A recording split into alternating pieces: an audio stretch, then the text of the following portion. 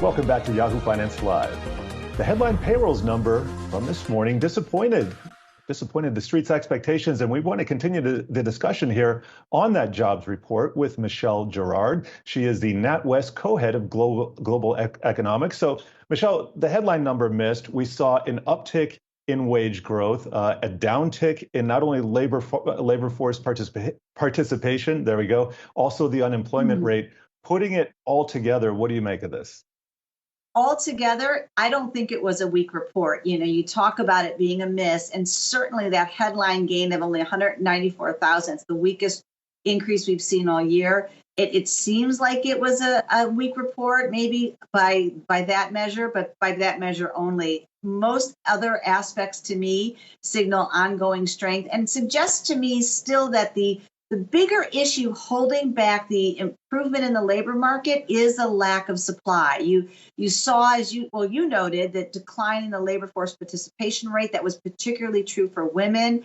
We saw a lengthening of the work week. So there was work to be done. They just had to have the workers they had on hand work longer hours. And of course, as you noted, that outsized 0.6 of an increase in hourly earnings, that above trend gain, I think, again, underscoring, and you heard it from the last two interviews that were done. I mean, companies are having to pay higher wages to attract workers. So I think, as I said, overall, it suggests very healthy demand, and I think still a bigger focus or headwind coming from a lack of supply. And we got to take a look at what the Fed is doing as well. We only have, this is a final report before their November 2nd and 3rd meeting, and there's going to be other economic data released in the interim, including CPI next week. But what is the Fed making of this? Because nothing was so strong that I think takes away the taper intention, which markets are anticipating, and the Fed has broadcast that it intends to do this in November. So I'm just wondering where you fall on this spectrum. Yeah, Jared, I think you're right. The Fed Chairman Powell, when he last spoke, really teed it up to suggest that unless there was something so disastrous or worrisome that happened between now and that meeting in November, they were very likely to begin tapering. Most of the committee, or at least a number of members of the committee, felt that the criteria for beginning to scale back on those asset purchases was met, and it took a little bit of pressure then off the performance of this jobs number. I think importantly, as I said, for the Fed, even though the number was weak, there isn't much here to suggest that it's because firms aren't looking to hire workers. And I think that would be what would give the Fed pause. I think the Fed comes away looking at this, suggesting there's still pretty healthy labor demand. Other data we've had over the last week also reaffirm this idea that the demand side of the economy is still quite healthy. What's holding us back and leading to the loss of growth or growth momentum is just the fact we can't get labor, we can't get materials to make the goods that that are being demanded. And I think that knowing that, it will, I think, keep the Fed feeling comfortable enough to begin to scale back a little bit on the support it's been providing and cut back a bit on its, begin to taper its asset purchases.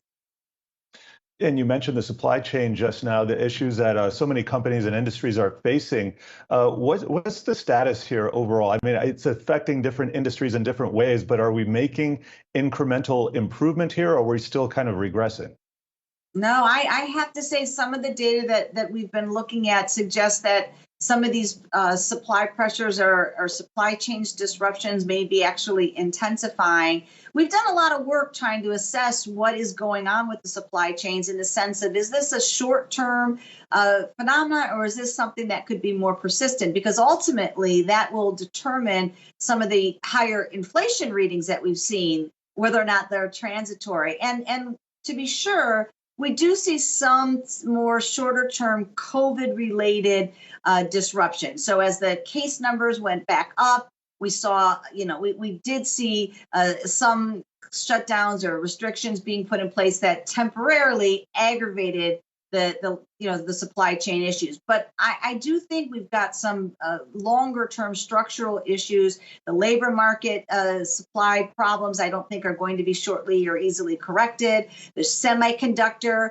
shortages. I mean, it'll take a year or two to get semiconductor production, those chip production figures up. So I think there are some longer lasting supply chain disruptions. And so I do, worry that some of these headwinds could persist into early 2022. And we're getting next week the latest CPI numbers, and the street's expecting 5.3% year over year on the headline number, and then taking out food and energy 4%. These are basically at 30-year highs already. And the transitory argument, while still being made by some Fed officials, I think that rhetoric has been dialed back a little bit, especially as we're seeing commodity prices now kind of surge again in certain places, and combined with the wage numbers that we're getting. Can you paint a picture for us of inflation going into, say, next year, mid-year, maybe even to the end of next year?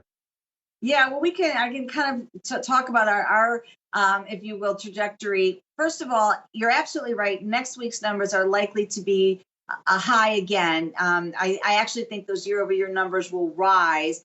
The headline numbers are going to be boosted by the big gains in energy prices that we've seen in recent weeks over the last month. So the headline numbers will be boosted. On the excluding food and energy piece, it's very interesting to note we had high readings in the spring because of the rebound in many service categories that were COVID related, airfares and hotels. Over the summer, the higher readings have come as a result of some of the supply shortages. So we've seen auto price increases, we've seen household good price increases, TV prices increases. Those supply chain numbers, I think, as I was alluding to earlier, will prove more persistent. And so I do think that we will continue to see, we have inflation continuing to move higher through the first quarter of 2022 before beginning to come up. We don't see that core rate, which you said is a little over 4%. We actually think that'll climb toward 4.5% over the first part of 2022 before easing back down, but only still getting back to around 2.5% on the CPI. So still higher than it was pre-pandemic. And Michelle, always great to see you. And I hope you get to enjoy that beautiful day I can see out of your window there. And I'm hoping for a nice weekend as well. Take care. You bet. Michelle Girard, NatWest Co-Head of Global Economics.